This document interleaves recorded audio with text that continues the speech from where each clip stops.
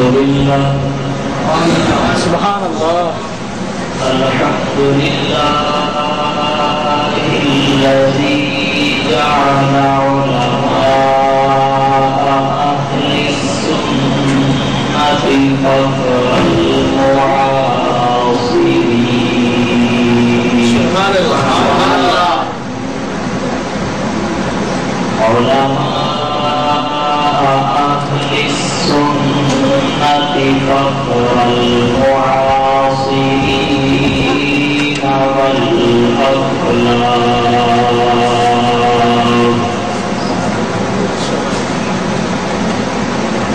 والصلاة والسلام على من هو سيد الآخرين والأسلاف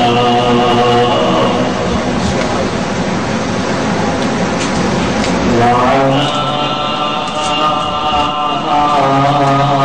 آله وأصحابه بعدد المؤمنين والآلاف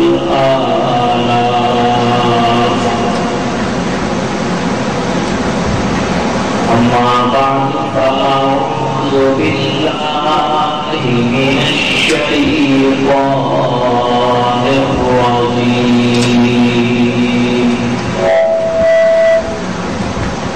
بسم الله الرحمن الرحيم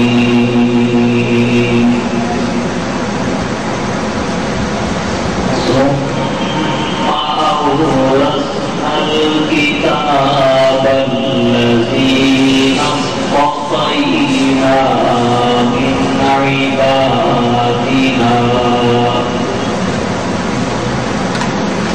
وقال النبي صلى الله عليه وسلم المؤمنون كجسد واحد إن اشتكى عينه اشتكى كله إن اشتكى رأسه اشتكى كله أو كما قال عليه السلام سبحان ربك رب العزة عما يصفون وسلام على المرسلين والحمد لله رب العالمين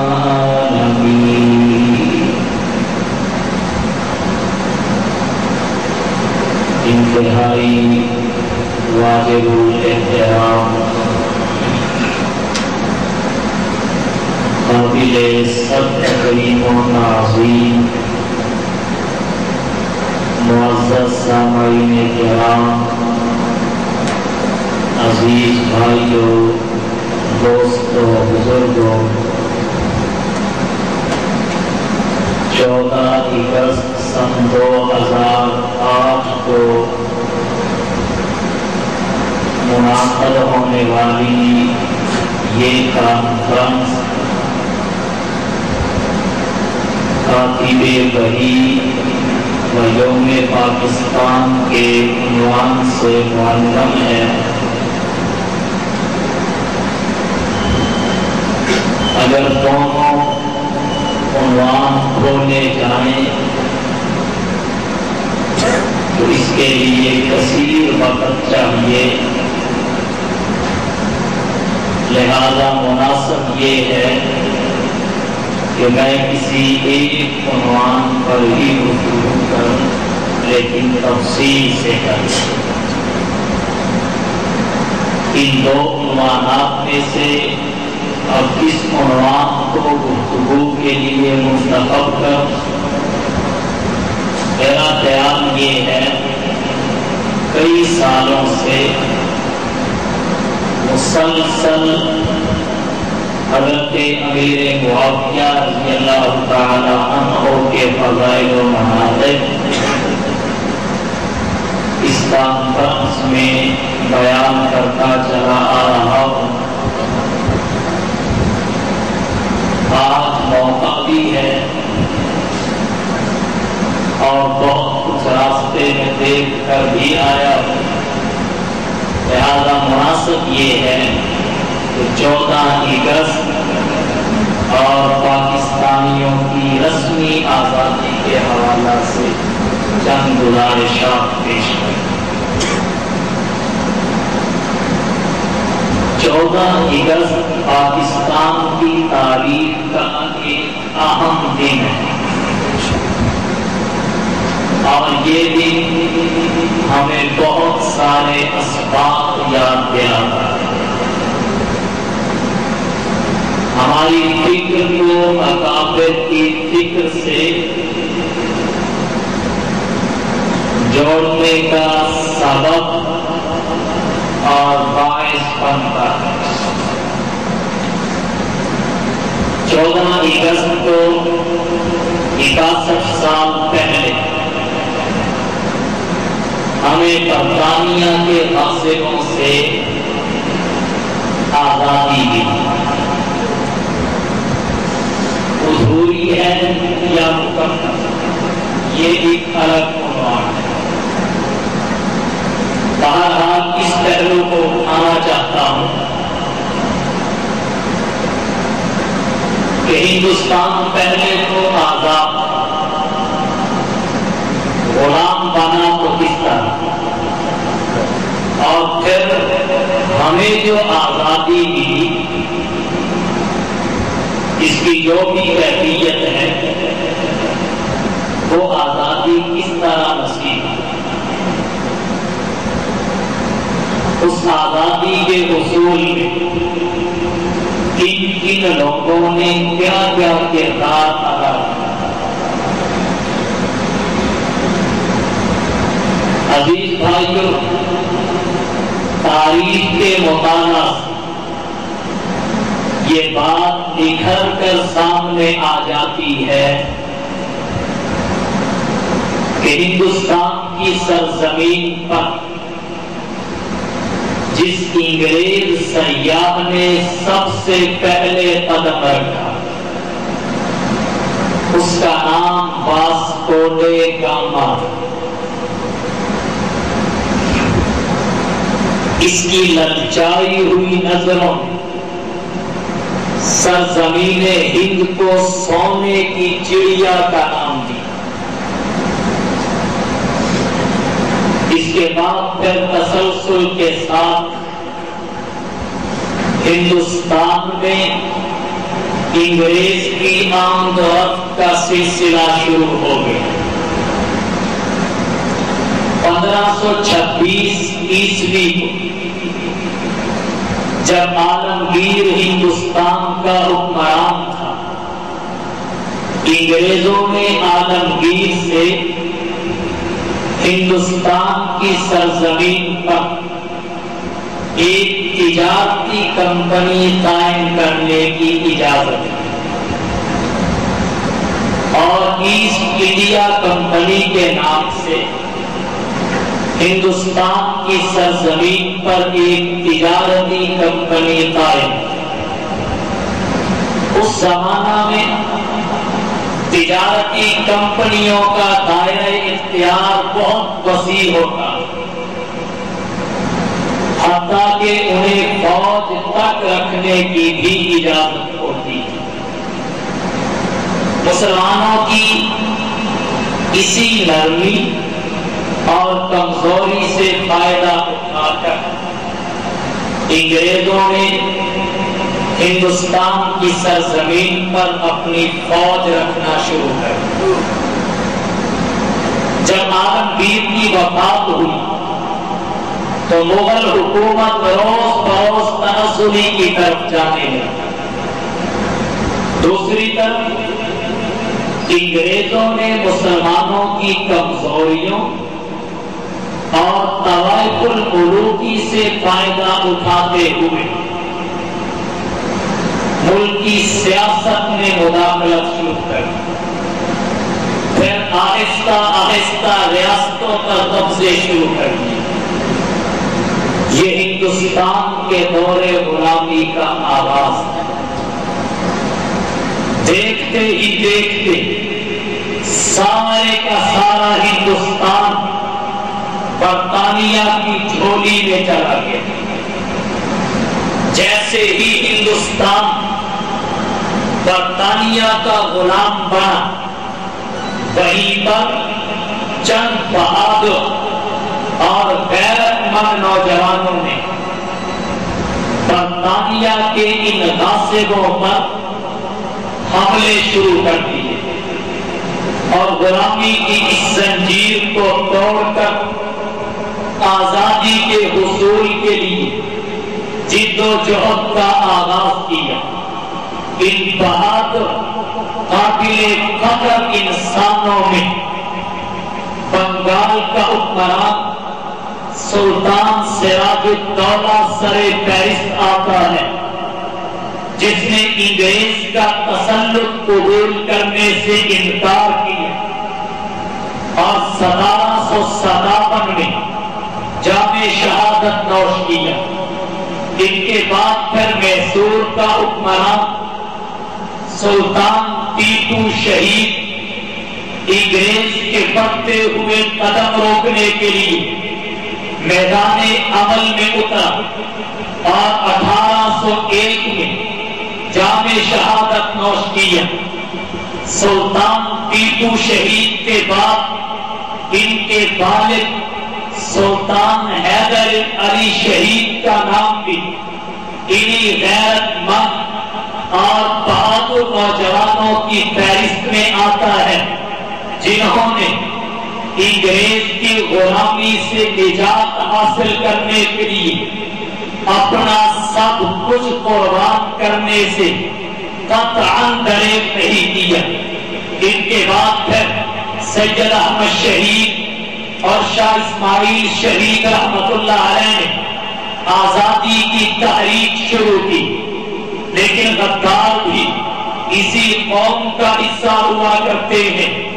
چند غداروں کی غداری کی وجہ سے سید احمد شہید اور شاہ اسماعیل شہید رحمت اللہ علیہ کی تحریک آزادی بھی فتح اور کامیابی کی دہلیز پر قدم نہ رکھ سکی۔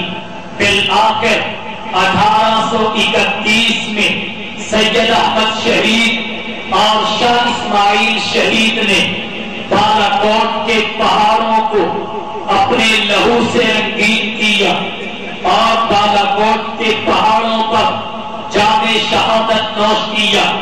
پھر سید احمد شہید اور شاہ اسماعیل شہید کی اس تحریک کے بعد 1857 کی جنگ آزادی لڑی گئی، جس وقت انگریزی مظالم حد سے بڑھنے لگے، مسلمانوں میں انگریز کے خلاف بغاوت اور آزادی کی لہر اٹھی، تو حضرت حاجی امداد اللہ صاحب مہاجر مکی رحمت اللہ علیہ کے مریدین اور ان کے معتقدین خان کا خانہ بھون میں جمع ہوئے اور غلامی کی زنجیر توڑنے، آزادی کو حاصل کرنے کے سلسلہ میں ان کا ایک اجلاس ہوا۔ تاریخ کی کتابیں کہتی ہیں اس اجلاس میں یہ مسئلہ زیر بحث آیا کہ آخر وہ کون سا طریقہ ہے جس کو اختیار کر کے ہم انگریز کی غلامی سے نجات حاصل کر سکتے ہیں۔ اجلاس کے شرکاء میں سے ایک بہادر نوجوان عالم اٹھ کے کہنے لگا، بہت سارے طریقے ہیں لیکن سب سے مضبوط طریقہ، سب سے مضبوط ہتھیار وہ جہاد فی سبیل اللہ ہے۔ کیوں نہ ہم جہاد فی سبیل اللہ کا راستہ اختیار کر کے انگریز کی غلامی سے نجات حاصل کریں اور کھوئی ہوئی آزادی کو دوبارہ حاصل کر لیں۔ یہ بات جس وقت کہی گئی تو پاس بیٹھا ہوا ایک آدمی کہنے لگا کہ بات آپ کی بجا ہے، بالکل درست ہے، لیکن اس جہاد کو اختیار کرنے سے پہلے ذرا افراد کو بھی گن لینا کہ افراد کتنے ہیں، اسباب اور وسائل کی وسعت اور کثرت پر بھی نظر ڈال لینا، کیا ہم اس پوزیشن میں ہیں یا نہیں کہ جہاد کیا جا سکے۔ یہ بات سننے کی دیر تھی کہ حضرت نانوتوی رحمت اللہ علیہ تڑپ اٹھے اور تڑپ کر کہنے لگے کیا ہماری تعداد اصحاب بدر سے بھی کم ہے؟ کیا ہمارے پاس اسلحہ اسباب و وسائل اصحاب بدر سے بھی کم ہے؟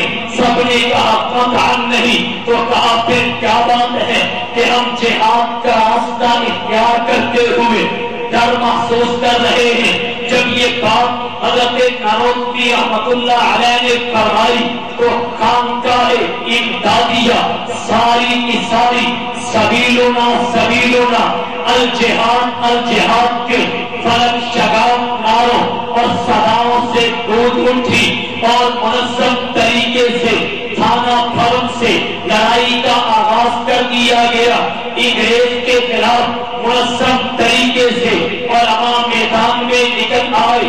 اس علماء کے میدان میں نکلنے سے ایک شاملی کے ہیڈ کوارٹر میں، تحصیل شاملی کے ہیڈ کوارٹر میں ایک مختصر سی اسلامی ریاست کا قیام ہو گیا۔ ایک مختصر سی اسلامی ریاست عمل میں آئی۔ مشاورت کے ساتھ حاجی امداد اللہ صاحب مہاجر مکی رحمت اللہ علیہ کو امیر المومنین منتخب کر دیا گیا۔ انگریز ظالم نے پلٹ کر حملہ کیا۔ اس حملہ کے نتیجہ میں حافظ صادق رحمت اللہ علیہ جام شہادت نوش کر گئے اور وقتی فتح شکست میں بدل گئی۔ جو ہی وقتی فتح شکست میں بدلی، انگریزی فوج درانے لگی۔ ان کے ظلم و ستم کی کوئی انتہا نہ رہی، جبر و استبداد کا کوئی کنارہ نہ رہا۔ انگریزی مظالم اس حد تک بڑھ گئے کہ گلیوں میں معصوم بچوں کی لاشیں تڑپنے لگی، عورتوں کے سروں سے دوپٹے چھیلے جانے لگے، علماء کو سور اور خنزیر کی گھڑیوں میں بند کر کے نظر آتش کیا جانے لگا۔ مورخین لکھتے ہیں کہ وہ وقت تھا کہ کوئی بھی آدمی اپنے گھر کا دروازہ کھول کر گھر کے ذہن میں کھڑے ہو کر بھی گلی کو دیکھنا گوارا نہیں کرتا تھا۔ جس دروازے کو کھولا جاتا اور نظر گلی پر ڈالی جاتی، بچے کھیلتے نظر آتے، عورتوں کے دوپٹے بکھرے ہوئے دکھائی دیتے۔ مولانا محمد میاں نے علماء ہند کے شاندار ماضی میں لکھا ہے کہ آگرہ سے دہلی تک 10,000 علماء کرام کی لاشوں کو درختوں کے ساتھ لٹکا دیا گیا تھا۔ بہرحال ظلم و ستم کی کوئی حد نہ تھی، ظلم و ستم کا کوئی کنارہ نہ تھا۔ احباب کی مشاورت سے حجت الاسلام والمسلمین قاسم العلوم والخیرات حضرت مولانا محمد قاسم نانوتوی رحمت اللہ علیہ نے روپوشی اختیار کی، سفر حج پر چلے گئے۔ جس وقت سفر حج سے واپس آئے، سوچنے پر مجبور ہوئے کہ انگریز ظالم نے ملک کو ہم سے چھین لیا ہے، انگریز ظالم نے وطن کو ہم سے چھین لیا ہے، کہیں ہمارا ایمان بھی ہم سے نہ چھین لے، کہیں نظریہ بھی ہم سے نہ چھین لے۔ ایمان سب سے قیمتی متاع ہے، ملک و ملت کو نظریے پہ قربان کیا جا سکتا ہے، سلطنت اور اقتدار کو ایمان پہ قربان کیا جا سکتا ہے، لیکن ایمان اور نظریہ کو ملک پر قربان نہیں کیا جا سکتا۔ اب نظریہ کا تحفظ کیا جائے، نظریہ کے تحفظ کے لیے حضرت نانوتوی رحمت اللہ علیہ نے احباب کی مشاورت اور نبی کریم صلی اللہ علیہ وسلم کی خواب میں بشارت اور نشاندہی سے 31 مئی 1966 کی تاریخ کو دیوبند کی بستی میں ایک انار کے درخت کے نیچے ایک مدرسہ کی بنیاد رکھی۔ علماء نے اس کثرت کے ساتھ جامع شہادت نوش کیا، عوام اس کثرت کے ساتھ دیکھ کر دی گئی کہ جس وقت دارالعلوم میں پڑھانے کے لیے استاد کی جستجو کی گئی تو استاد بھی ایک سے زیادہ نہیں مل سکا، اور عوام نے بھی، بچوں نے بھی اس حد تک جامع شہادت نوش کیا کہ جب اس استاد کے سامنے بٹھا کر علم دین حاصل کرنے والے طلبا کی تلاش کی گئی تو طالب بھی ایک سے زیادہ نہیں مل سکا، لیکن یہ تاریخی اتفاق ہے جو ایک پڑھانے والا تھا اس کا نام ملا محمود تھا، جو اس کے سامنے بیٹھ کر پڑھنے والا تھا اس کا نام محمود الحسن تھا۔ قدرت نے بندوں کے حال پر رحم کھایا، ملا محمود الحسن سے انتصاب بحث کرنے والا محمود الحسن شیخ الہند بن گیا۔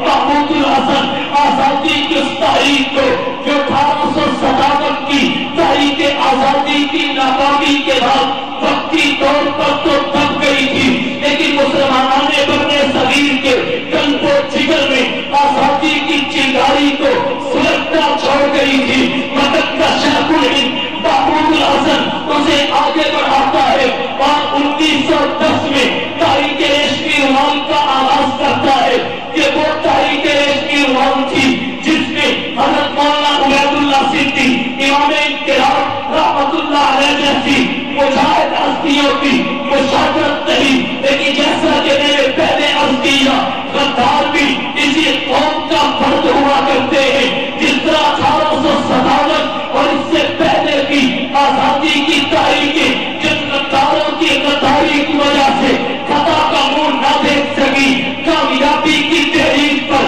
قدم نہ رکھ سکی، اسی طریقے سے جن غداروں کی غداری کی وجہ سے 1910 کی تاریخ ریشمی روان بھی ناکام ہو گئی، لیکن علماء دیوبند نے اسلاف سے پڑے ہوئے سبق کو نہیں بھلایا، علماء دیوبند نے آزادی کی کوششوں کو جاری رکھا اور سب سے زیادہ قربانیاں متحدہ برنے صغیر کی آزادی کے لیے ان علماء دیوبند نے پیش کی۔ اگر یقین نہیں آتا تو تاریخ کا مطالعہ کیجیے، یہ بات نکل کر آپ کے سامنے آ جائے گی کہ متحدہ برنے صغیر کی آزادی کے لیے جس قدر تحریکیں چلی ان تمام تحریکوں کے روح رہا علماء دیوبند تھے، ان تمام تحریکوں کی قیادت علماء دیوبند کے پاس تھی۔ سب سے بڑی تحریک 1857 کی جنگ آزادی ہے جس کے شاملی محاذ کے امیر حاجی امداد اللہ صاحب مہاجر مکی ہیں، سپاہ سالار مولانا قاسم ناروکوی ہیں، قاضی مولانا رشید احمد کنگوری ہیں، اور آزادی کی اس تحریک کے لیے جہاد کا فتویٰ دینے والے علماء دہلی ہیں، اور جنرل بخت خان کی قیادت میں یہ تحریک اور یہ جنگ لڑی گئی ہے۔ یہ جنرل بخت خان کون ہے؟ سید احمد شہید کے خلیفہ مولانا سرفراز علی کا مرید اور ان کا کوشہ چین ہے۔ دوسری بڑی تحریک 1910 کی تحریک ریشمی روان ہے، اس کے بانی جو قائد شیخ الہند مولانا محمود الحسن دیوبندی ہے۔ تیسری بڑی تحریک علماء دیوبند نے اس وقت چلائی کہ 1919 میں جمعیت علماء ہند کا قیام عمل میں آیا اور 1919 میں تحریک خلافت چلی، اس کے روح رہا مولانا محمد علی جوہر، مولانا شوکت علی، علی بہادران تھے، یہ بھی شیخ الہند مولانا محمود الحسن صاحب دیوبندی رحمت اللہ علیہ کے کوشہ چین اور ان کی تحریک سے وابستہ لوگ تھے۔ اس تحریک میں بھی سب سے بڑا کردار علماء دیوبند نے ادا کیا، حتیٰ کہ بانی دیوبند حضرت مولانا قاسم ناروکوی نے اس تحریک کی کامیابی کے لیے دو مرتبہ اپنی بیوی کا سارے کا سارا زیور تحریر کو دے دیا۔ تکبیر، اللہ اکبر، شان رسالت، عصمت صحابہ، کابرین علماء دیوبند، کابرین علماء دیوبند، سر بکف سر بلند، سر فراز و سر بلند، آپ چلتے چلاتے ان تمام تحریکوں سے گزر کر قیام پاکستان کے مسئلہ پر آ پہنچا کہ ایک الگ ملک بنا کر انگریز کی غلامی سے نجات حاصل کر لی جائے، ایک الگ ریاست قائم کر کے انگریز کی غلامی سے نجات حاصل کی جائے۔ جب قیام پاکستان کا مسئلہ زیر بحث آیا تو بھی علماء دیوبند السابقون الاولون نظر آئے، تب بھی علماء دیوبند ہر فرد بشر سے پیش نظر آئے، اور اپنا سب کچھ قربان کر کے علماء دیوبند نے ملک پاکستان حاصل کیا۔ قیام پاکستان کے حوالہ سے بھی علماء دیوبند کے کردار کو سنہری حروف سے لکھا گیا اور قیامت تک لکھا جائے گا۔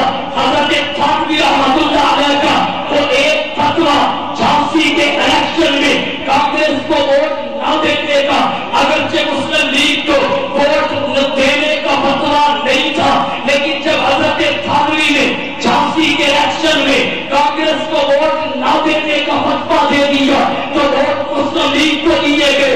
یہی ایک فتویٰ تھا حضرت تھانوی رحمۃ اللہ علیہ کا، جس نے قیام پاکستان کی منزل کو نیلوں سے کھینچ کے سامنے لا کھڑا کیا، جس نے قیام پاکستان کی منزل کو قریب کر دیا۔ اور دوسری طرف کردار ہے علامہ شبیر احمد عثمانی دیوبندی کا۔ اگر علامہ شبیر احمد عثمانی سراج اور سراج کے ریفرنڈم میں پاکستان کے حق میں رام وام نہ کرتے تو یقیناً آج پاکستان اس نقشہ کے مطابق ماض سے وجود میں کبھی نہ آتا جو نقشہ دنیا کے سامنے پیش کیا گیا۔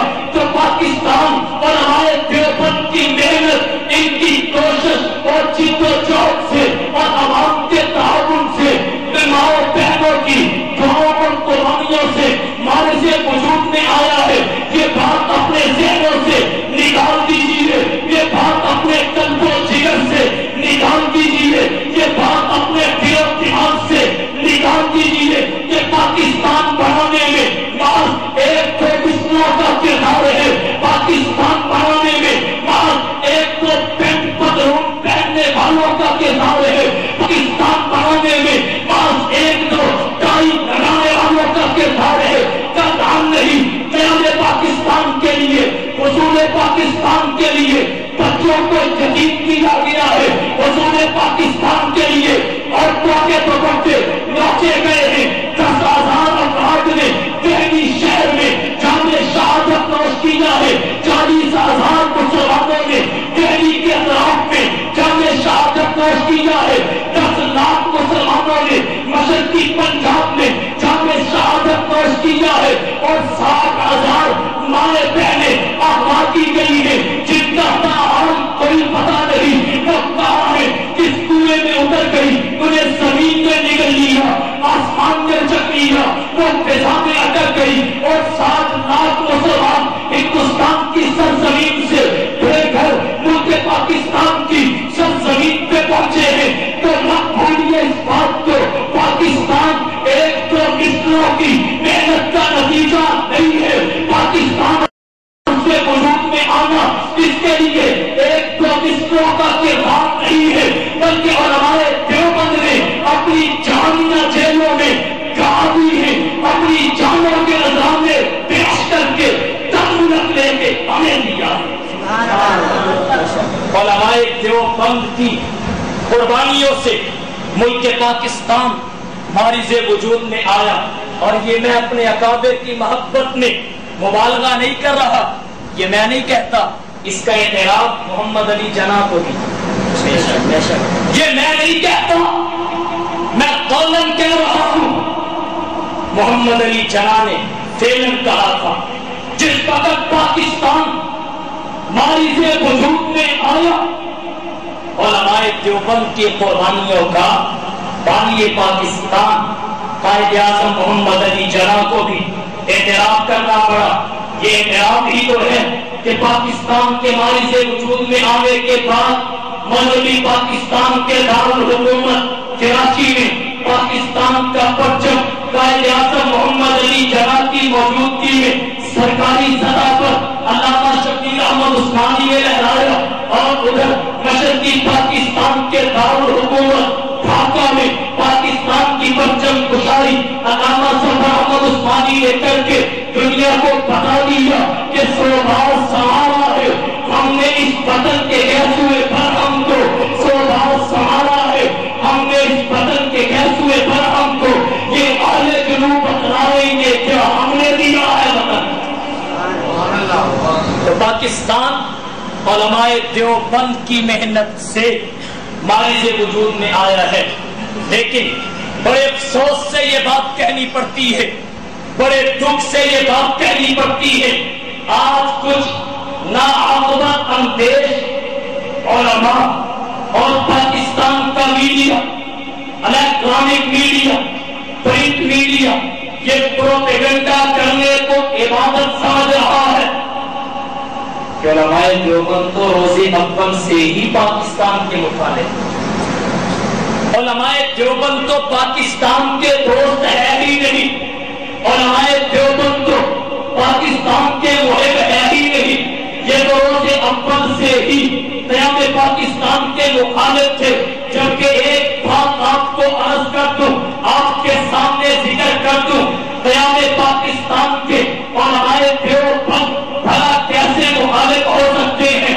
مجھے تو تاریخ کی کتابیں یہ بتاتی ہیں کہ پاکستان کا تصور پیش کرنے والا ہی پرخطۂ دیوبند حکیم الامت مجدد الملت حضرت مولانا اشرف علی صاحب تھانوی رحمۃ اللہ علیہ سے ڈاکٹر علامہ محمد اقبال مرحوم نے 1930 میں پاکستان کا تصور پیش کیا، جبکہ حضرت تھانوی رحمۃ اللہ علیہ نے 2 سال قبل 1928 میں پاکستان کا تصور پیش کر دیا تھا۔ حضرت مولانا عبد القادر صاحب آبادی رحمۃ اللہ علیہ فرماتے ہیں میں 1928 میں حضرت تھانوی کے پاس گیا اور حضرت تھانوی کی گفتگو میں جو سب کچھ سب سے زیادہ مجھے نمایاں نظر آیا وہ یہ تھا، اے کاش ایک خطہ پر اسلامی حکومت قائم ہو، اس خطہ پر تمام شریعت کے قوانین کا اجرا ہو، نظام زکات کی رعایت ہو،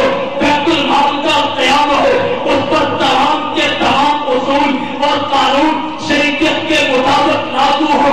یہ حضرت تھانوی کی وہ فکر تھی جو حضرت علامہ محمد اقبال مرحوم کے تصور سے 2 سال پہلے کی تھی، اور شاید علامہ اقبال نے بھی حضرت تھانوی کی اسی فکر کو آگے بڑھایا ہو، لیکن علماء کے پاس میڈیا اور علماء کے پاس سرکاری سطح پر پہنچنے کی طاقت جس طرح آج کم ہے اس دور میں بھی کم ہو، حضرت تھانوی کی یہ فکر علامہ محمد اقبال تک پہنچی ہو اور اسے ہی عوام کے سامنے ڈاکٹر اقبال نے پیش کیا ہو، اگر اسے تسلیم نہ بھی کیا جائے، ان کے اپنے ذہن کی اختلاف بھی کیوں نہ ہو، تب بھی سے 2 سال پہلے پاکستان اور ایک الگ اسلامی مملکت ریاست کا تصور اشرف علی تھانوی دیوبندی نے پیش کر دیا۔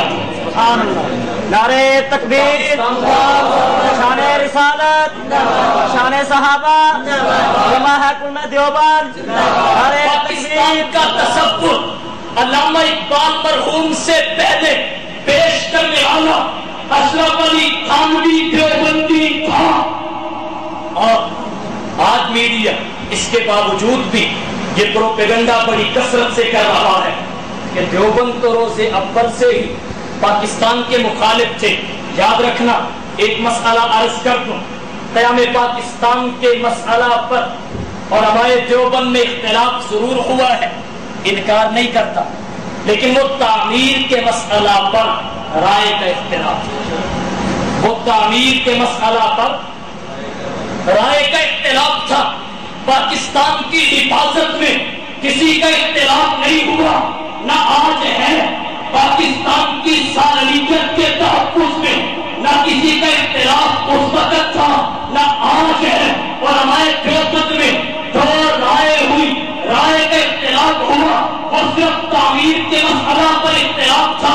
حضرت امیر شریعت اور حضرت مدنی کی رائے یہ تھی کہ اس طرح تم الگ ملک بنا کر آزادی حاصل کرنا چاہتے ہو، اس طرح کرنے سے تمہیں الگ خطہ تو مل جائے گا، لیکن اس میں اسلامی قانون کا نفاذ نہیں مل سکے گا، البتہ مسلمان تقسیم شروع ہو جائیں گے۔ حضرت مدنی اور امیر شریعت رحمۃ اللہ علیہ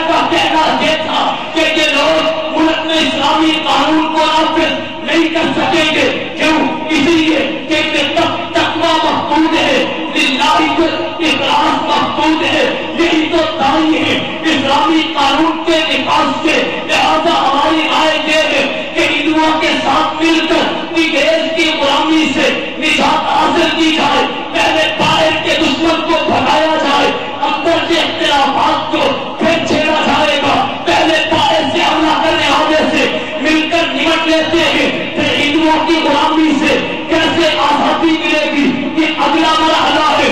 یہ حضرت امیر شریعت رحمت اللہ علیہ اور حضرت مدنی کی رائے تھی کہ تمہیں خطہ تو ضرور مل جائے گا لیکن اسلامی قانون کا نفاذ نہیں مل سکے گا، البتہ مسلمان تقسیم ضرور ہو جائیں گے۔ اور آج آپ نے بڑا اندازہ بخوبی لگا لیا ہوگا، آج کے دور میں ہر انسان کو پتہ چل گیا ہے کہ حضرت مدنی، حضرت امیر شریعت اور علماء دیوبند کتنے دور اندیش تھے۔ آپ کی نظر صرف مستقل حال پر تھی، جبکہ حضرت مدنی اور امیر شریعت رحمت اللہ علیہ کی نظر استقبال پر تھی۔ آج آپ نے جامعہ اقصی اور لال مسجد کی سرزمین پر ہونے والے ظلم سے، آج آپ نے جامعہ اقصی اور لال مسجد کی سرزمین پر ہونے والے ستم سے، جبر اور استقبال سے اندازہ لگا لیا ہوگا۔ آج آپ نے ملک پاکستان میں اسلام کے احکام کا مذاق اڑانے اور اسلام کے نظریے کا مذاق اڑانے کے پرچار سے اندازہ لگا لیا ہوگا کہ ہمارے اکابر کتنے دور اندیش تھے۔ بہرحال یہ حضرت مدنی اور امیر شریعت کی رائے تھی، دوسری طرف حضرت تھانوی اور علامہ شبیر احمد عثمانی کی رائے تھی۔ جب ہندوؤں کے ساتھ مل کر انگریز کی غلامی سے نجات حاصل نہیں کر سکتے، یہ تو سامراج کو اپنے اوپر سے اتار کر رام راج کو مسلط کرنے والی بات ہے۔ ہم الگ اسلامی مملکت چاہتے ہیں، الگ اسلامی ریاست چاہتے ہیں۔ میرے حضرت تھانوی کی فکر اور طرف یہ تھی کہ کسی طریقہ سے ایسا خطہ ملے کہ اس خطے پر اسلام کے تمام قوانین نافذ ہو، اس خطے پر اسلام کا مکمل نظام نافذ ہو۔ ہم نہیں تو ہماری نسلیں وہاں اسلامی شعائر کو قائم کر سکے، ہم نہیں تو ہماری نسلیں اس خطے پر سکون کا سانس لے سکے۔ تو یہ ملک لیا گیا اسلامی قانون کے نفاذ کے لیے قربانی دے کر، اور یہ بات یاد رکھنا، ملک پاکستان صرف نمازوں کے لیے نہیں لیا گیا، ملک پاکستان صرف تسبیح کے لیے نہیں لیا گیا، ملک پاکستان صرف قرآن کی قیادت کے لیے نہیں لیا گیا، ملک پاکستان صرف مساجد اور مدارس کے قیام کے لیے نہیں لیا گیا۔ اگر تو ملک پاکستان صرف اسی مقصد کے لیے لیا گیا ہے، میرا آپ سے سوال ہے، مجھے بتائیے کیا ہندوستان کی سرزمین پر قرآن پڑھنے پر پابندی تھی؟ کیا ہندوستان کی سرزمین پر تسبیح پڑھنے پر پابندی تھی؟ کیا ہندوستان کی سرزمین پہ نماز پڑھنے پہ پابندی تھی؟ کیا ہندوستان کی سرزمین پہ مساجد اور مدارس کے قیام پر پابندی تھی؟ یاد رکھنا، نہ تھی اور نہ آج ہے، بلکہ آج بھی اسلامی دنیا کی سب سے بڑی آزاد یونیورسٹی دارالعلوم دیوبند کے نام سے ہندوستان کی سرزمین پر موجود ہے۔ تو یہ ملک محض انفرادی عبادات اور اعمال کے لیے نہیں لیا گیا، بلکہ یہ ملک مکمل اسلامی قانون کے نفاذ کے لیے لیا گیا ہے۔ آج اس اسلامی قانون کے نفاذ کے مطالبہ پر ہی ہمیں اتنی بڑی سزا کہ جامعہ اقصی اور لال مسجد کی سرزمین پر معصوم قرآن پڑھتے بچوں کو قبر سے کھول دیا گیا، وہاں پر اللہ تعالی رسول پڑھنے والی فرقہ فوج عباس سادیوں کو فوج سے بگھا دیا گیا، ظالموں نے شاعر اللہ کو بمبوں سے اڑا دیا۔ تو پاکستان میں اسلامی قانون کے نفاذ کا بات مطالبہ ہی اتنا بڑا جرم ٹھہرا، بات مطالبہ ہی اتنی بڑی سزا ٹھہری، اور مطالبہ بھی انہی مسلم لیگ والوں سے جنہوں نے حضرت تھانوی سے ملک پاکستان میں مالک وجود میں آنے کے بعد اسلامی قانون کے نفاذ کا وعدہ بھی کیا تھا۔ افسوس آج 14 اگست ہے، پاکستان کا میڈیا، پاکستان کا ریڈیو ٹیلی ویژن قائد اعظم محمد علی جناح کے دیگر فرامین کو عوام کو سنا رہا ہے، لیکن میرا سوال یہ ہے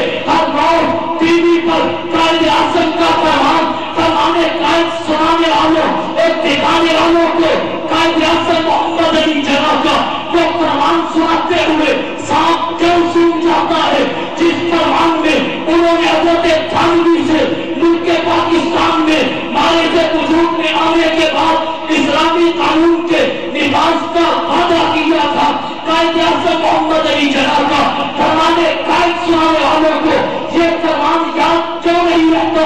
یہی وہ فرمان تھا جو علامہ شبیر احمد عثمانی کو میدان میں لے کر کے آیا تھا. یہی وہ فرمان تھا جس نے علماء کو قربانیوں پہ مجبور کیا تھا. لیکن افسوس آج ملک میں دیگر فرامین تو قائد اعظم کے سنائے جاتے ہیں، لیکن جو فرمان پاکستان کے مقصد سے متعلق تھا اس پہ پردہ ڈال دیا جاتا ہے. یہ کتنا بڑا ظلم ہے. یہ فرمان قائد ٹی وی پر کیوں نہیں آتا جس میں انہوں نے حضرت تھانوی سے ملک پاکستان میں ملک کے معرض وجود میں آنے کے بعد اسلامی قانون کے نفاذ کا وعدہ کیا؟ ظالموں، خود انہوں نے کیا کیا؟ مطالبہ ہی تھا نا، اور وہ بھی تم سے تھا. مطالبہ ہی تھا نا، وہ بھی انہی سے تھا جن مسلم لیگ والوں نے وعدہ کیا. دفاع حق کا مطالبہ تھا نا. اس مطالبے پر اتنی بڑی سزا، لیکن یاد رکھنا انشاءاللہ العزیز اسلامی قانون کا نفاذ اس ملک کا مقدر ہے. اسلامی قانون کا نفاذ اس ملک کا مقدر ہے. تو کہا جی علماء دیوبند روز اول سے پاکستان کے مخالف. توجہ ہے سب کی؟ بات سمجھ میں بھی آ رہی ہے؟ آگے لے کر چلیں، ختم کر دیں. علماء دیوبند روز اول سے ہی قیام پاکستان کے مخالف تھے. جناب مخالف نہیں تھے، تعمیر کے مسئلہ پر اختلاف ضرور ہوا، رائے بدل گئی، میں نے دونوں رائے ذکر کی، اور تعمیر کے مسئلہ پر رائے کا اختلاف ہو ہی جایا کرتا ہے. تعمیر کے مسئلہ پر یہ تو ملک تھا، مسجد کی تعمیر کے مسئلہ پر بھی رائے کا اختلاف ہو جاتا ہے. کچھ لوگ کہتے ہیں مسجد نہیں بنے، کچھ کہتے ہیں نہیں نہ بنے، پرانی ہی آباد کی جائے. اور اگر یہ بات پاس ہو جائے نہیں بنے پھر بھی اختلاف ہو جاتا ہے. یہاں بنے یا وہاں بنے، اگر جگہ کا بھی تعلق ہو جائے اختلاف پھر بھی ہو جاتا ہے. ایسی بنے یا اس جیسی بنے. تو تعمیر کے مسئلہ پر اختلاف مسجدوں میں بھی ہو جاتا ہے. اگر مسجد کی تعمیر کے مسئلہ پر اختلاف کرنے والے کو مسجد کا دشمن نہیں کہا جاتا. مسجد کا دشمن ہے. اور مسجد کی تعمیر کے مسئلہ پر جب اختلاف رائے ہو کسی طرف کے بزرگوں کو بھی مسجد کا دشمن ہے نہیں کہا جاتا، بلکہ ان کا اختلاف رائے محبت اور مصلحت فوائد کی وجہ سے ہوتا ہے. وہ دونوں مساجد کے محب ہوتے ہیں، اور اختلاف تعمیر پہ ہوتا ہے. جب مسجد بن جائے تو پھر کسی کا بھی اختلاف نہیں ہے. نواسی پھر سارے اسی مسجد میں پڑھتے ہیں، چندے سارے اسی مسجد کو دیتے ہیں، تحفظ سارے مسجد کا کرتے ہیں. بالکل اسی طرح قیام پاکستان کے مسئلہ پر جب تعمیر کی بات آئی علماء میں اختلاف رائے ہو گئے. بعض کہنے لگے نیا نہ بنے، کسی ملک میں رہ کر آزادی کی جنگ لڑی جائے.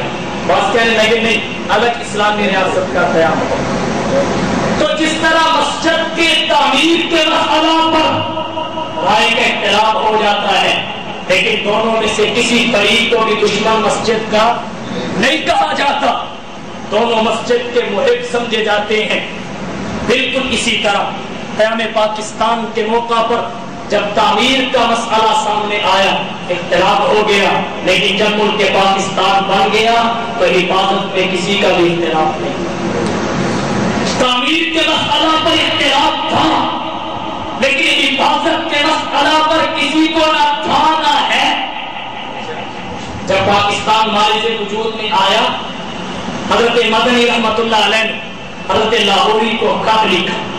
اس خط میں لکھا کہ پاکستان ایک مسجد کی حیثیت سے معرض وجود میں آیا ہے، اب اس کی حفاظت مجھ پر اسی طرح فرض ہے جس طرح مسجد کی حفاظت فرض ہوا.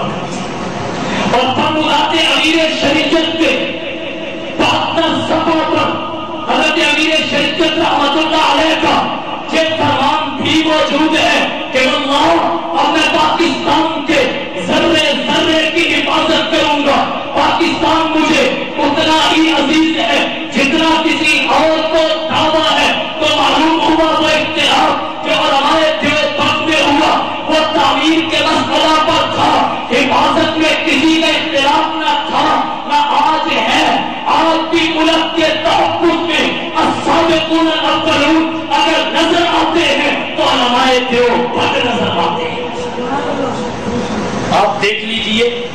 پاکستان کے مارز وجود میں آنے کے بعد ملک اور قوم کے لیے سب سے زیادہ قربانیاں کس نے دی ہیں، سب سے زیادہ محنت کس نے کی ہے، قرارداد مقاصد کی آپ بات دیکھیے، 73 کے آئین کا مسئلہ دیکھیے، علماء دیوبند کی قربانیاں کبھی فراموش نہیں کی جا سکیں گی، بلکہ اس سے آگے بڑھ کے کہتا ہوں ملک پاکستان جس وقت مارز وجود میں آ گیا تو پاکستان کے مارز وجود میں آنے کے بعد پاکستان کی ترقی کے لیے، پاکستان کی فلاح و بقا اور ارتقاء کے لیے ملک پاکستان میں نفاذ شریعت اور قرآن و سنت کی بالادستی کے لیے جس قدر تحریکیں چلی، ان تمام تحریکوں کے روح روا علماء دیوبند نظر آئے۔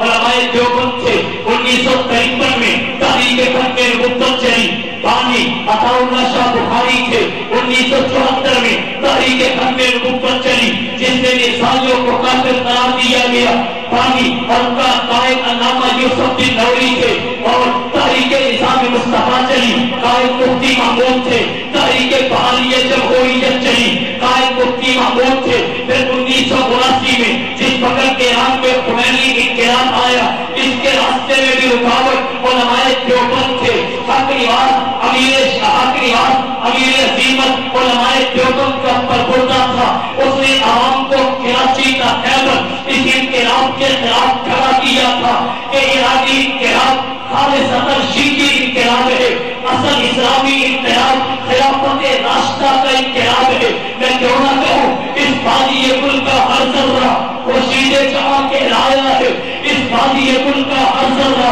خورشید جہاں کہلایا ہے، جو ریتی جہاں سے اٹھا ہے وہ پیر مغان کہلایا ہے۔ اس بدلے دلوں کے دیوانے ہر رات سے پہنچے جستان تک ہے عام ہمارے افسانے، دیوار چمن سے زندہ تک اس وقت سے لے کے آج تک آپ مشاہدہ کیجیے، تاریخ کو پڑھیے۔ اگر پاکستان کو بچانے میں کوئی طبقہ پیش ہے تو دیوبندیت کا طبقہ ہے۔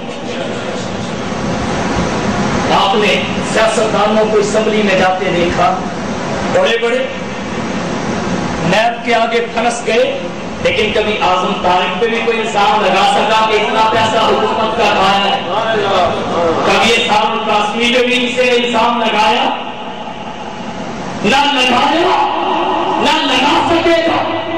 وزیر اعظم کو 8 سال کے لیے احتساب کے سلسلہ میں جلا وطن کر دیا گیا اور بڑے بڑے صوبائی اور وفاقی وزراء کو پابند سیاست کر دیا گیا، لیکن اعظم طارق 3 مرتبہ اسمبلی کی کرسی پر بیٹھنے کے باوجود بھی اسی ملک کی سڑکوں پہ چلتا پھرتا رہا۔ کوئی ایک پیسہ بھی ثابت نہیں کر سکا یہ ملک کے محافظ ہیں، یہ ملک کے محافظ ہیں۔ اب بھی کہتے ہو دیوبندی ملک کے دشمن ہیں، جس کا مقام آج تک اپنا نہیں، اور کتنی مرتبہ اسمبلی میں پہنچے ہیں۔ کیا یہ ملک کے دشمن ہے؟ ملک کا دوست وہ ہے جو اپنے موٹر سائیکل کا سلنسر اتار کر پورے شہر کا جینا حرام کر دے، جو موٹر سائیکل کا سلنسر اتار کر لوگوں کے کانوں کو بند کر دے، امت سماعت کو نقصان پہنچائے۔ کیا پاکستان کا محب وہ ہے؟ یہ پاکستان کے محب ہیں جو پاکستان کو ترقی کی طرف لے جانے کے لیے محنت کرنے والے ہیں۔ اور آج ہم نے یہ تو یاد رکھا کہ 14 اگست آزادی کا دن ہے، لیکن ہم اپنے اسلاف کی قربانیوں کو بھول گئے۔ ہمیں وہ 10,000 یاد نہیں رہا جس نے دہلی شہر میں جامع شہادت نوش کیا، وہ 40,000 یاد نہیں رہے جنہوں نے دہلی کے اطراف میں جامع شہادت نوش کیا، ہمیں وہ 10 لاکھ یاد نہیں رہے جنہوں نے مشرقی پنجاب میں جامع شہادت نوش کیا، ہمیں وہ 60,000 مائیں بہنیں بہو بیٹیاں یاد نہیں رہی جو اغوا گئی اور آج تک ان کا کوئی اتا پتا نہیں۔ صرف ہمیں یاد ہے کا سلسل اتار کر سڑکوں پر آوارہ پھرتا جا رہے ہیں۔ اسلاف کی قربانیاں سب سے پہلے ہم نے بڑھائی۔ دوسرے نمبر پر ملک پاکستان کس مقصد کے لیے لیا گیا وہ مقصد بھی ہم نے بڑھا دیا۔ وہ ماضی کا قصہ بن کر رہ گیا۔ پاکستان کا مطلب کیا؟ لا الہ الا اللہ افسانہ بن گیا، ماضی کا قصہ بن گیا، اسلاف کی قربانیاں بھی بھول گئی۔ پاکستان کس مقصد کے لیے لیا گیا وہ بھی بھول گیا۔ اگر یاد رہی تو صرف فضول خرچی، اگر یاد رہا تو صرف اسراف رہا۔ آزادی پاکستان کے اب پاکستان کی آ رہے ہیں اور گاڑیوں میں گانے انڈیا کے چل رہے ہیں۔ جیسی کیسی بھی ہے آزادی کی کیفیت پہ بحث نہیں کرتا۔ رسمی آزادی پاکستان کی منا رہے ہیں اور گانے آج بھی اس آزادی کے موقع پر بھی۔ میں یہ نہیں کہتا پاکستان کے گانے چلائے جائیں، لیکن یہ بتا رہا ہوں جتنے پیسے کا ضیاع آج ملک میں ہوا ہے، اگر یہی پیسہ ملک کی تعمیر و ترقی پہ لگا دیا جاتا تو کتنا فائدہ ہو۔ سڑکیں بنا، ایکسیڈنٹ کی کثرت، لڑائی اور جھگڑے کثیر تعداد میں، کہ یہ آزادی کی خوشی ہے۔ ہم کس بات پر خوشی منا رہے ہیں؟ اسلاف قربانیاں دے گئے، پاکستان کا مقصد ہم نے بنایا، ان کی قربانیوں کو ہم نے بنایا، اور اس رسمی آزادی پر ہم کیا کچھ نہیں کر رہے؟ کیا ہمیں قربانیاں یاد ہیں؟ کیا ہم نے پاکستان جس مقصد کے لیے لیا تھا وہ مقصد حاصل کر دیا ہے؟ کہ ملک پاکستان میں اسلامی قانون آ گیا ہے؟ یہ ساری باتیں ایک لمحہ کے لیے آپ ایک طرف رکھیے، صرف اسی بات پر، اسی نقطہ پر سوچیے کہ کیا ہم اس ملک میں آزاد ہیں؟ کیا ہم اس ملک میں آزاد ہیں؟ آزاد ہیں۔ اگر ہم آزاد ہوتے تو اسلام آباد کی سرزمین پر ہمارے ملک کی بیٹیوں کو پاسپورٹ سے پگھلا دیا جاتا۔ کہ اگر ہمیں اس ملک میں آزادی نصیب ہوتی، آزادی حاصل ہوتی، تو پاکستان کی بیٹیوں کو، پاکستان کی بہنوں کو، پاکستان کی ماؤں کو پکڑ کے امریکہ کے حوالے کر دیا جاتا، مجاہدین کو پکڑ کے امریکہ کے حوالے کیا جاتا۔ ان باتوں کو اگر آدمی سوچے، ان پر غور کرے تو وہ قطعاً اس نتیجے پر نہیں پہنچے گا ہم آزاد ہیں، ہم آزاد نہیں ہیں، ہم آزاد نہیں ہیں، ہم آزاد نہیں ہیں، ہم آج بھی غلام ہیں۔ فرق صرف اتنا ہے، پہلے ہم برطانیہ کے غلام تھے، اب ہم امریکہ کے غلام ہیں۔ نہ ہماری سرحدیں محفوظ ہیں، نہ ہماری خود مختاری محفوظ ہے۔ ہر کوئی حملہ کر رہا ہے۔ افغانستان، برطانیہ، امریکہ جس کے جی میں آئے حملہ کر دیتا ہے، اور جسے امریکہ والے مانگے وہ مرد ہو تب، عورت ہو تب، ہمارے حکمران پکڑ کے حوالے کر دیتے ہیں۔ ڈاکٹر عافیہ صدیقی کے بارے میں آپ نے اخبارات میں نہیں پڑھا؟ اگر آزادی ہوتی تو ہم اپنی ماں و بہنوں کو امریکہ کے حوالے کرتے؟ یہ تو ہم نے امریکہ کے اس وکیل کی بات کو سچا کر کے دکھایا ہے کہ یہ پاکستانی ایک وقت آئے گا اپنی ماں و بہنوں کو بھی بیچ دیں گے۔ آج ہم نے اس کی بات کو سچ کر کے دکھایا ہے۔ آزادی کس بات کی ہے؟ اور آپ جائیں، میں نے اخبار میں آج پڑھا سید عطاء المحسن شاہ صاحب بخاری رحمۃ اللہ علیہ کا مضمون، میں وہ مضمون بھی پڑھ رہا تھا اور ہنس بھی رہا تھا، اور میرے پاس جتنے افراد بیٹھے تھے میں نے بلند آواز سے سب کو پڑھ کر سنایا، اور جب میں آیا تو آتے ہوئے میں نے سب کو دکھایا۔ حضرت لکھتے ہیں کہ ملک آزاد ہوا، آج آزادی اس ملک میں ناچ رہی ہے، آزادی کھا رہی ہے، آزادی بچا رہی ہے، آزادی ہڑتال کر کے غلامی پیدا کر رہی ہے، آزادی بک رہی ہے، آزادی کھا رہی ہے، آزادی بچا رہی ہے، آزادی دوڑ رہی ہے، چاہے گٹے اور گھوٹے ٹوٹ جائیں، آزادی کی دوڑ لگی ہوئی ہے، آزادی دوڑتی جا رہی ہے۔ پھر اگر دیکھتے ہیں اس آزادی میں 52% حصہ عورتوں کا بھی ہے، کس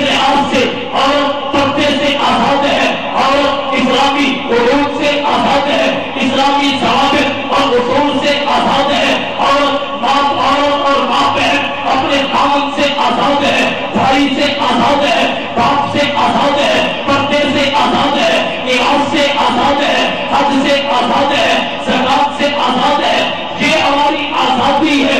اگر آپ نے آزادی منانی بھی ہے تو آزادی کا طریقہ کم از کم ایسا ہونا چاہیے کہ ملک کا فائدہ نہ ہو تو نقصان بھی نہ ہو. اور آزادی کے جو جشن آج منایا جا رہا ہے، اس کا جشن سے پہلے ہم یہ بھی سوچ لیں کہ آزادی کا یہ جشن بنتا بھی ہے یا نہیں بنتا. پہلے اکابر کے آپ کو شرمندہ تعبیر کیجیے. اس ملک میں نئی اور روشن صبح پیدا کیجیے، ایسی روشن صبح کہ کسی غریب کا چولہا غربت کی وجہ سے گزرے نہ پائے. ایسی سہانی صبح کہ پاکستان کا کوئی بھی باشندہ پکڑ کر امریکہ کے حوالے نہ کیا جائے. ایسی نئی صبح کہ کوئی بھی پاکستان کی لڑکی اور پاکستان کی ماں بہن اغیار کے حوالے نہ کی جائے. ایسی صبح کہ پاکستان کی عدالتوں میں انصاف خریدنا نہ پڑے، انصاف خود چل کے مظلوم کے دروازے پر پہنچے. ایسی صبح کہ پاکستان کا مقصد پورا ہو، چیف جسٹس معصوم نہ ہو، ملک کے افراتفری نہ ہو، ملک میں دہشت گردی نہ ہو. آپ ایسی صبح پیدا کیجیے، پھر آزادی کا جشن منائیے. اکابر نے جس مقصد کے لیے یہ ملک حاصل کیا اس مقصد کو یاد رکھیے. آپ کو مقصد حاصل نہیں ہوا لیکن کوشش کیجیے، آج نہیں تو کل سے ہی اسلامی قانون ضرور بھی ضرور اس ملک کا مقدر بنے گا. قربانی رائے کا جایا نہیں کرتی، انہیں شہیدہ رائے کا جایا نہیں کرتا. شہیدوں کے لہو سے جو زمین سے رابطہ ہوتی ہے، شہیدوں کے لہو سے جو زمین سے رابطہ ہوتی ہے، بڑی سبزہ ہوتی ہے، بڑی شاداب ہوتی ہے. آزادی کے لیے جدوجہد کرنے والے شہداء کی عصمت کو بھی اس موقع پر جہاں آپ کو رہنے احساس دے آیا کہ جس مقصد کے لیے ملک لیا گیا اس کے حصول کے لیے کوشش کیجیے. تو آج پہ جو پہلے کوشش کر گئے ان کی عصمت کو بھی خراج تحسین پیش کروں گا. جب ایک کے نام تو دو مجھے یاد ہیں لیکن وہ 10,000 جو پہلی میں شہید ہوا تعداد تو یاد ہے لیکن اسماء نہیں. وہ 40,000 جو پہلی کے اطراف میں شہید ہوا تعداد تو یاد ہے لیکن اسماء نہیں. جن کو اغوا کیا گیا ان بچیوں کی تعداد تو یقین نے لکھی ہے، پڑھی ہے، یاد ہے لیکن نام نہیں. کتنے لوگوں نے اس آزادی کی تحریک کے لیے جام شہادت نوش کیا. کس کس کا نام لوں، کس کا نام بتاؤں؟